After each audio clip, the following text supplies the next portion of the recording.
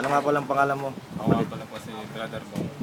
Brother Bong, gusto ko lang itanong na ano bang naramdaman mo mula nung makarinig ka ng salita ng Diyos, mula nung tayo ay nagtitipon dito at nag-aaral ng salita ng Diyos, anong naging ano sa iyo nito? Ano mo na, kung anong... Ah, Unang-una po, nagbago po yung aking pag-uugali. Nagkaroon po ako ng time sa pag-ako sa Biblia. At isa pa, nagkaroon po ako ng takot sa Diyos. Amen. Meron ka bang naging pananaw?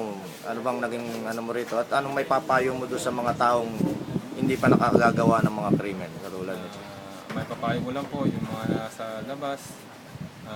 Hanggat may pagkakataon pa kayo, nandiyan lang ang Diyos.